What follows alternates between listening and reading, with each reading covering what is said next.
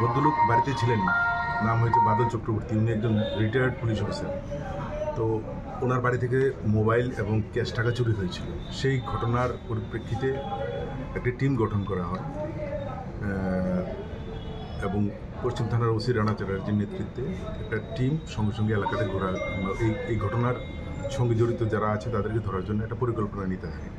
তো ফাইনালি আমরা গতকালকে 4 জনকে অ্যারেস্ট করতে পেরেছি এবং তাদের কাছ থেকে আমরা মোট 11টি মোবাইল এবং একটি স্কুটার এবং ক্যাশ টাকা 5,000 উদ্ধার করা হয়। মোবাইলগুলি বাদল চক্রবর্তী বাড়ির যে মোবাইলগুলি ছিল সেগুলি আইডেন্টিফাই করা হয়েছে এবং ক্যাশ টাকাও পাওয়া গেছে 5,000 টাকা। আর বাকি যে জিনিসগুলি আছে সেগুলি আমরা আইডেন্টিফাই করব। তবে প্রাথমিক তদন্তে এদেরকে জিজ্ঞাসাবাদ করা একটা জিনিস পরিষ্কার যে এরা এই স্কুটারটা নিয়ে শহরের বিভিন্ন জায়গা থেকে মোবাইল ছিনতাই করা, বাড়িঘর থেকে মোবাইল চুরি করা, ক্যাশ টাকা খালি বাড়ি হলে সেখান থেকে সেই জিনিস তুলে নেওয়া, এই বিভিন্ন ঘটনায় তারা জড়িত। তো তাদেরকে ধরা, এদের যে টোটাল গ্যাং, ওরা 4 জনের গ্যাং, টোটাল গ্যাংটাকেই ধরা সম্ভব হয়েছে।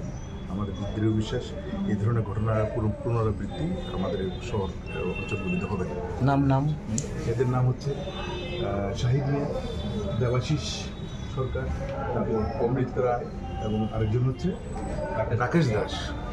কোথা থেকে ধরা হয়েছিল তাদেরকে? এদেরকে সব বিভিন্ন এলাকা বলতে যেমন বর্ডার চক্কর, আড়ালিয়া, তারপর আপনার ওই বিটারবন, এই সমস্ত জায়গা থেকে। ভদ্রলোকের বাড়ি ভাটি অভয়নগর, ওই বিবেকানন্দ ক্লাবের সংলগ্ন। আচ্ছা, এখানে টোটাল 11টি মোবাইল আছে। আচ্ছা, এছাড়া ঠাকুরের সামগ্রী, হ্যাঁ, ওনার ওই চুরির যে ঠাকুরের জিনিসগুলি চুরি হয়েছিল সেগুলি সম্পূর্ণ উদ্ধার করা হয়েছে। কেস দেওয়া হয়েছে তাদের?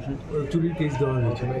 এটা আমরা অর্গানাইজ ক্রাইম হিসেবে আমরা করে ধারা দিয়ে সেখান থেকে এই পুরোপুরি অ্যাকশনটা আমরা যেটা করলাম।